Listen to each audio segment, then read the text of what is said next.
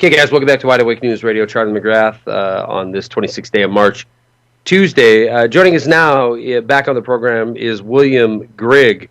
And William, I'm gonna bring you right on because I found this very interesting. I'm on your website, and for those of you who haven't been there, it is willgrigg.com. I'm assuming that's still the one that the site we're giving out, right? That's one of several, but that's as good as any I can think of. Okay. Excuse me. Yeah, and what I found interesting was I'm on your site, and then I'm also reading your Wikipedia page, and I'm sitting here reading this, and I'm like, William Grigg, born blah, blah, blah. We don't have to say how old you are because we're both old. Author of several books from a constitutionalist perspective. Right, and from the last time you were on here, I really appreciate your point of view, and it was a very good interview. But I'm reading this, and I'm like constitutionalist perspective, and as our conversation in the last hour with Eric Lovely, we're talking about what's going on in Europe, what's going on with the seizure of right out of people's bank accounts to fund failing institutions that don't deserve to be saved, and certainly. The assets of individuals certainly shouldn't be up for grabs in order to save these institutions. But when we look here in the United States at the progression of the destruction of the Constitution, the progression of the erosion of freedom, it's almost to the point where Wikipedia is setting you up because, it isn't how much longer is it going to be before a constitutionalist. Wait, I shouldn't say that. I'm more than sure that because of that moniker, right, because of that belief system that you have, that you're already on a list. And, it's a sad state of affairs, but it is reality, is it not? I would be disappointed if I weren't. And when you talk about the fact that constitutionalist is now used as an epithet, that's not an anomaly in our history. If one examines the wretched record of the period called the Reconstruction after the successful reconquest of the independent southern states under Lincoln, there was a time when it was said that anybody who started prattling on about the Constitution should be marked down as a traitor. That's something that was said by the radical Republicans during what was the pre-Thermidor phase, if you will, of the post-war revolution. There was a time between 1865 and about 1878 or so when there was this concerted effort on the part of a faction in Washington to eradicate the culture of the South, which was not altogether commendable, I'm the first to admit, but the fact that they were trying to destroy Written Branch bespeaks not a desire to emancipate people who had been held as chattel slaves, but rather to destroy a culture they simply hated. And a lot of it was driven, of course, by mercantilist economic considerations. But it was said at the time that somebody who would invoke the Constitution, given the fact that before the war between the states, it was well understood that states had the right to secede, to withdraw from a voluntary union, and to establish themselves as the colonies had as independent states or independent nations. The fact that this had been done was seen as forever a bar to further invocation of the principles contained in the Constitution. In other words, the problem wasn't that they were wrong about the constitutional argument. The problem was that the regime had decided that that element of the constitutional agreement was no longer valid, and they invalidated it through bloodshed. So there was a time of about 13 years or so when if you would talk about the reserve powers of states, or the reserve rights of individuals, or the constitutional compact, you were seen as an enemy of the regime.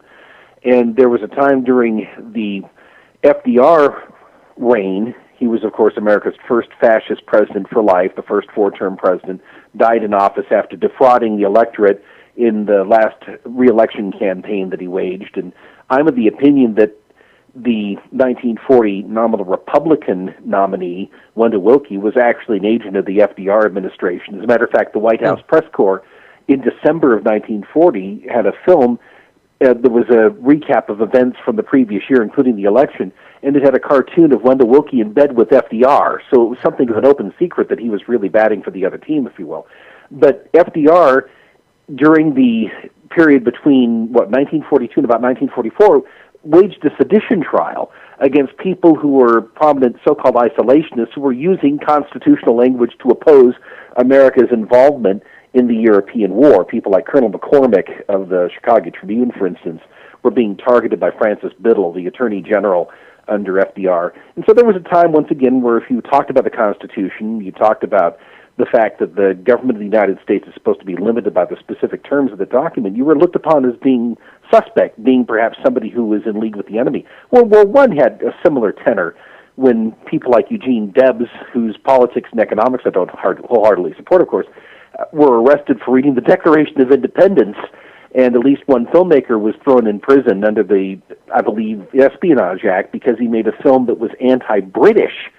So there are periods in our history that put our current predicament in an even more ominous light because there are precedents on the part of the federal government for prosecuting people as enemies of the state because they've been identified as constitutionalists. And I think that'd be brilliant summation of recent history.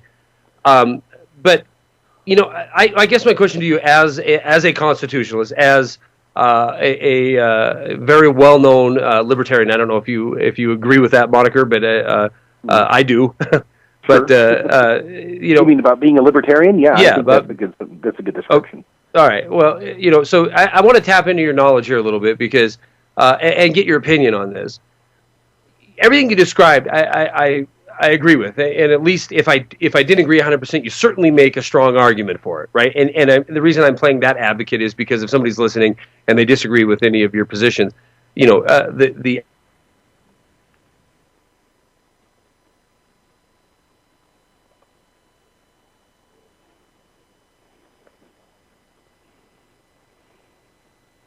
Hello?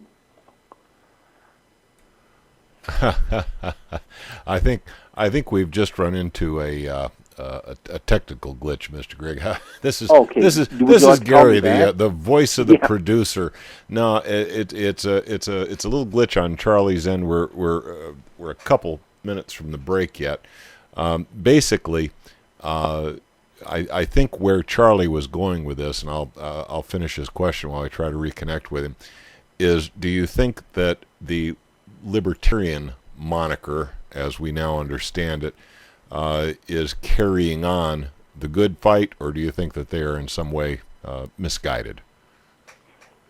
Oh, the libertarian movement, or as a philosophy, do you think they're on the right track to kind of move the bar back in a more appropriate direction? Oh, okay. Well, I'll give that some thought. I'll have to chew that over a little bit, but I'm not really entirely comfortable now with being called a constitutionalist. I'm by no means inhospitable to the Constitution. It's just that there are problems, innate problems in the Constitution that make it a bit dubious for those of us who believe in individual liberty protected by law. Hi, William. Yes. Thank you. You know what? That is bizarre. You know, as you go down the road, I lose internet completely. You forgot to give donuts to those guys in the black Suburban again. I keep telling you about that. Now, they like the donuts with the pink frosting and the sprinkles. If you don't give them their donuts, they mess with your internet connection. Well, Gary, I appreciate you stepping in for me, William. I appreciate you continuing on. But this is the scenario. I start speaking. My alarm system, which is a 40-pound border collie, goes absolutely crazy out in her dog run, and then bam, the internet goes out. I was waiting for the hellfire, the hellfire missile to land. So, I'm completely disshuffled now. So where was I at before I lost connection? I'm afraid I was taking him off in another direction. We were talking about libertarianism, and I wanted his take on whether he thought the libertarians were moving the bar back in the right direction, and I think he was gonna respond to that as you great finally got back in. Yeah. Well, my perception of what's going on with the libertarian movement as opposed to the Libertarian Party, those are two related but not entirely identical concerns, is that there's a conversation now about the non-aggression principle that is reconfiguring the way people look at the legitimacy of the entity called government itself, and I think that's a very healthy thing, particularly given that that's resonating with the youth. William, hang tight for a sec. We're bad timing all the way around here. We got the break we're going to take right now. We'll be back with William Grigg, more Wide Awake News Radio in just a minute. Hang tight. All right, guys, welcome back to Wide Awake News Radio. Hopefully my connection holds through the rest of the interview William Grigg. Gary jumped in and did ask him the question, the direction of the Libertarian Party, and I want to expand that question a little bit. I want to hear that answer, but give me also your take. Is what we see the mantle, if you will, that was passed from Ron Paul to Rand Paul. My personal opinion on Rand Paul is I think the true colors were showed in the last election, and I don't hold the same faith in his ability and or his motivation as I did his father. So certainly give us your take on that, William. You're probably familiar with the story, the legitimate historical account of William Wallace and the War for Scottish Independence. There were a couple of interesting, almost dynastic relationships on the Scottish side and on the English side. Obviously, on the English side, you had King Edward the Longshanks and then Edward II. And by the time that William Wallace had been drawn and quartered and put to death with all the attendant horrors that were heaped upon somebody considered a traitor to the crown, you had the Scottish war effort under the direction of a different leader. And at Bannockburn in 1314, they managed to defeat the son of the great antagonist, Edward I. Edward II, who was depicted in the film, of course, as a cringing and effeminate creature, and that's pretty much a reliable account of the way he was. And Robert the Bruce, in talking about Edward II, said he was more afraid of the dead king's bones than he was of the live son. And I think that there's a similar order of magnitude difference between Ron Paul and Rand Paul in terms of the threat that each of them would pose to the establishment. The establishment has much more to worry about from the retired father than it has from the ambitious son, because the ambitious son has already determined the length of his tether, and he's already made a deal in which he obviously prizes his seat at the table more than his commitment to principle. And I think that what he's doing on many fronts is worthwhile, but the problem is he's always trying to find a middle course between fidelity and adultery. So, for instance, on the issue of foreign aid, he'll talk about the idea that we shouldn't be giving foreign aid to countries where we see riots in which protesters burn the American flag. The constitutional answer, of course, which I guess is a suitable measure for this discussion, a suitable framework, the constitutional issue is that foreign aid is unconstitutional, period, full stop. Next question.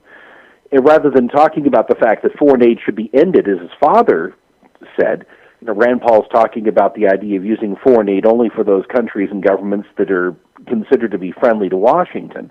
And now he's talking about taking foreign aid away from Egypt and Pakistan and using it on infrastructure projects here in the United States, which is another purely unconstitutional function. There's nothing in Article 1, Section 8 of the Constitution that permits the federal government to be underwriting infrastructure projects anywhere in the country.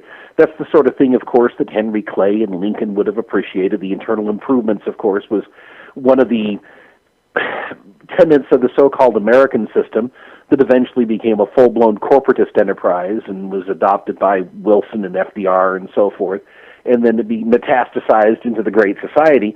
What Rand Paul is saying, of course, is that he doesn't see anything wrong in principle with having a redistribution of state, and one that is interventionist, at least to a certain extent. It's just that he wants to moderate it in ways that will be at least somewhat enticing to libertarians while not unduly off-putting to the neocons. And what we find out is that the neocons, of course, are a little like the horse leech's daughters, as described in the book of Proverbs in the Bible. They're never satisfied. They're always grabbing you and saying more, more, more. And in this case, of course, the leech image is appropriate because these are bloodsuckers. The neocons are blood-sucking parasites, and they're not going to be happy with Rand Paul unless he goes full hog for foreign intervention and bloodshed. And if he's willing to make that deal, if, like the character in A Man for All Seasons, he's decided that he's willing at some price to sell his soul, they'll eventually get him to talk it down. They'll haggle him down to the point where he's selling his soul not for a bowl of porridge, but for a breadstick. And that's the sort of thing that Ron Paul never fell prey to, because Ron Paul was not eaten up with ambition to become president. Rand Paul is somebody who looks at the mirror in the morning and sees somebody he thinks should be president. He's somebody who probably walks around the corridors of the Capitol hearing Hail to the Chief playing in his head. And that's not a healthy place to be. No, I agree. I agree 100% with that assessment, and I think it was blatantly obvious. When his support was shown in the election, when he had decided to back Romney, and it threw a lot of dyed-in-the-wool Ron Paul supporters or libertarians or libertarian-minded people. It offset it was offsetting. It was off-putting rather to these people. And what we see now, I mean, again, it is controlled. It is controlled opposition, right? You have him allowed to go filibuster a nomination of a CIA director, but it's all for show. We're going to be back with William Grigg and more Wide Awake News Radio in just a minute. Hang tight. Welcome back to Wide Awake News Radio. McGrath, joined by William Grigg. Let's continue this conversation, William. We were talking about Rand Paul, and you made a brilliant comparison I best remember the story, obviously, through Braveheart. That was a great movie. But I think his true allegiance was shown. You're posturing for political gain, no doubt about it, in this last election. So he goes out there knowing full well that he ticked off a bunch of libertarian-minded individuals, and so he goes up and he tries to champion the causes of that his father spoke to all the time. But you're 100% right. In reality, he's settling, or at least this controlled opposition is placating to that libertarian base. But in reality, it's just status quo. It's going to continue the exact same, even worse. I think it's a really good measure of what Paul's approach is like when you reflect on the fact that his filibuster, which was dramatic and useful as far as it went, focused entirely on a very narrow question that was answered in an inadequate way by the Obama administration that has to do with the idea of using drones to carry out executive executions of U.S. citizens murder of U.S. citizens without probable cause. He tailored this in a way to where the Obama administration could answer the question by saying, basically, that unless you're dealing with somebody who's identified as a combatant, this wouldn't be done, begging the question of how one qualifies as a combatant. That takes us back to the question of how constitutionalists are viewed by the powers that be.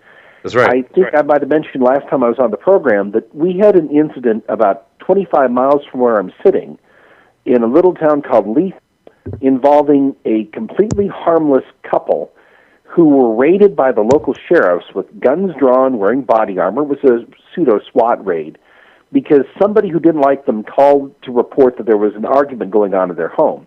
And en route to the location, one deputy said that this man's anti-law enforcement, he's a constitutionalist, which apparently was used to justify ramping this up from a visit by a deputy and a social worker, which had happened in the same neighborhood about 4 days earlier, in a domestic violence call that actually involved violence and a firearm and alcohol. In this instance, you had a brief exchange of words. It lasted maybe a second or two. It wasn't even an argument. But the couple was traumatized. The woman was assaulted. The man was dropped after being handcuffed in a way that resulted in some pretty significant damage to his back. This is all done because they've been profiled as constitutionalists. This happened in Gem County, Idaho, which is perhaps the reddest of the red states, and in addition to that is a place where the word constitutionalist is applauded and not a pejorative. But with respect to what Rand Paul was saying about drones, he focused on this issue, and it was made clear in the course of his remarks that if the FBI, rather than the military or the CIA, would be the agency that would be using drones to take out bad guys, to use the familiar and rather unfortunate locution that Rand Paul used, this would be satisfactory, assuming that they had identified somebody as a combatant. But the even larger issue here is that he didn't even address the fact that there are hundreds, if not thousands, of people who are being routinely murdered by drone strikes overseas. And you've got people overseas who are as innocent as any American citizen who's not been charged with a crime, who are being terrorized in their neighborhoods. This includes women and children, people who are obviously non-combatants. You have double tap strikes being carried out where one missile is fired, and then about 15 minutes later, after first responders have flocked to the scene, a second missile is fired to take them out. That's something which is, of course, a time-honored tactic of terrorist groups, both domestic and international. It's a matter of established policy for the Obama regime. Rand Paul didn't address any of this. Right. He tailored this in a way that made it suitable for Fox News and the Sean Hannity program, because he was playing to this unexamined and, I think, completely toxic attitude called American exceptionalism, that beyond the shores of the United States live lesser people who are not protected by the law. And that's something that his father would never have done. His father got in the teeth of a group of hyper-pious warbots in South Carolina and preached them the Golden Rule. See, the Golden Rule applies. It applies to the actions of our government. It applies to our actions in our personal relationships as individuals. Of course, he was booed by these church-going, hyper-pious Christians whose deity, I think, is Mars rather than Christ, because what really gets their blood flowing, what really engenders their passion, is the prospect of killing people who are considered lesser breeds without the law. And right, and it is true. You're 100% right. This is a perversion. I mean, this is the crux of the biscuit, as a guest once said. This truly is the people that are now in mind's eye to African American. If you talk about the red states, Idaho, Montana, Colorado, some of these southern states where they're red state gun-toting Christians, it's a complete misnomer. They're not constitutionalists. They do worship at the altar of American exceptionalism rather than the Golden Rule, as you just stated. And so, I mean, when you frame the argument in this way, it leaves freedom, it leaves the common law completely out of the picture. Something that I do believe Ron Paul was an advocate of. He after 9/11, he certainly was the only one that I can recall, at least in the spotlight, in the mainstream, if you will, that had the courage to stand up and ask the question, why? Why does the Muslim world, why does the Middle East and North Africa, why do they hate the United States? Which, that's a pretty gutsy position, especially, so close after 9/11. The thing that you'll never hear Ron Paul say, that you'll never hear Rand Paul say, is that using these methods overseas and pursuing this type of foreign policy overseas is wrong because it's immoral, that it's a violation of the non-aggression principle, or as Christians would refer to it, the Golden Rule. He'll talk about pragmatic reasons for cutting certain elements of the military budget. You can't really call it a defense budget anymore. He'll talk about the supposed wisdom of redistributing or reconfiguring foreign aid. He'll talk about the fact that certain types of aggressive interventionism abroad are bad because they deplete our resources and undermine our financial health. But he'll never talk about the fact, as far as I can tell, I've not seen on the record in any case where he has spoken about the fact that there is something innately wrong about waging aggressive war. Right. And that this is a violation of the innate rights of individuals who live overseas. And there doesn't seem to be an appreciation of the fact that in constitutional terms, again, the Constitution applies everywhere the government of the United States presumes to exercise power. It's not something that is restrained or restricted solely to those who happen to be American citizens by birth or by naturalization. Everywhere the government of the United States claims any right to function to any degree, it's governed by the Constitution, and the only things that it can do are those things which are explicitly specified in the document. And the American exceptionalism cult, and I don't think there's any other way you can describe it, honestly, begins with the proposition that America is exceptional not because we have the blessing of a tradition of liberty protected by law, but supposedly we are the vessel of the divine will or of history or some other abstract force to whom the law does not fully apply, that we are somehow above and superior to the universal and binding law of non-aggression. And I think what I've seen, unfortunately, is that Rand Paul is trying to finesse a question that is not susceptible to being finessed, and that is, does the non-aggression principle apply at all times and in all circumstances to all people and all governments? And his father was within a very narrow margin of error of being perfectly committed to that position. Yeah. And you're not seeing that with Rand Paul because... So the answer... So the conclusion... No, you're fine. I don't mean to cut you off, but the conclusion is excellent case you just laid out there. The conclusion has to be no other outcome is that what he is doing is trying to recapture the momentum that his father built by placating to these issues, or at least paying lip service to these issues. But in reality, he's status quo, period. We're going to be back with William Grigg, more Wide Awake News Radio, in just a minute. Hang tight. We're back with William Grigg, the final segment of Wide Awake News Radio on this 26th day of March, Tuesday. William, what started out 30 minutes ago is a question on the direction of libertarianism, and I sidetracked it with Rand Paul. He's burnt up quite a bit of the program.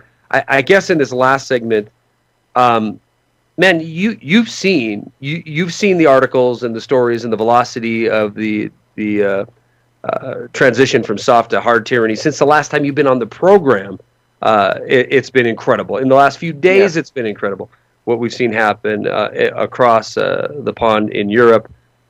More stories of ammunition buildup, more stories of armored vehicles being placed throughout the country. I had started to ask you a question a half hour ago before I was cut out, before I lost internet. You gave some brilliant examples of of constitutionalists being under assault, freedom being under assault in our nation's history. Compare what you see now with being a historian, what you've seen then, and the boiling frog principle, right? Where we're being immersed into this. I don't know if you want to call it New World Order, One World Government. We're being immersed into this new form of governance. It seems to be they've tried a quick push to fascist, communist, globalist governance in the past, and it's been too much too fast. It seems like the agenda has been tailored to be a more boiling frog approach, and it's succeeding, unfortunately. The incrementalism you're describing, of course, is something that has been underway, this Fabian strategy, for a number of decades now, but I do think that just in the last 6 or 8 years, if not the last 10 years, there's been a very dramatic acceleration of that process, and it's not something that's fully the fault of the Marxist community organizer who's in the White House right now. He had a very thoughtful and elaborate setup by his predecessor, who enshrined in what I guess we're supposed to call law, the leader principle or the Führerprinzip, the cult of the unitary executive, the idea that the war president has powers that are all-encompassing and not subject to being restrained by judicial action or by legislative action or by the written text of the Constitution. Just a couple of weeks ago, Attorney General Eric Holder said that the Congress does not have the legal or constitutional authority to forbid the President of the United States to use a drone strike to kill a citizen. He actually said that. Yeah. And, of course, it's a shocking thing to say, but it is not dramatically different from what Stephen Bradbury said in 2006 when he was being asked about certain provisions of the Bush administration's policy regarding so-called enemy combatants, whether you're talking about people who were delivered to the CIA by bounty hunters in Pakistan or Afghanistan, or people like Jose Padilla, who are U.S. citizens. These people were said to have no legal status, no protection, either by the Constitution or by the Geneva Conventions. He was asked, Mr. Bradbury, legal advisor to the Bush administration, if the president's interpretation was wrong of this particular question. What Bradbury says is the president is never wrong. In other words, the president's will is our law. We have to study to make his will our law. And that's a very close transliteration of what the organization book of the National Socialist Party in Germany said, when it said basically that his power is all-encompassing, and we know that his will is effectively our law because he's at the apex of the pyramid. So George W. Bush, this supposed conservative Christian from Texas, was promoting doctrines that were entirely congenial to the agenda of his Marxist community organizer successor. And there's been really continuity rather than discontinuity between the two of them with respect to executive power. And this is something that a number of us, I think you probably were warning about this as long ago as 10 years ago or longer, but a number of us, as we saw these doctrines begin to coalesce in the name of the war on terror, said that what's happening under this conservative Republican administration is going to come back to haunt us when he's replaced by a liberal Democratic successor. At the time, I was thinking Hillary Clinton might be the successor. But in either case, what they're doing, of course, is that they're strengthening these powers by exercise and entangling them in precedents, as James Madison warned back in 1785. And I think that we're going to see, as things get deeply ugly in our economy, you've made reference to what's going on in the Eurozone and Cyprus, and most likely it's going to be propagated by way of contagion to Spain and Portugal and Italy. They're already talking, of course, about doing that same kind of thing.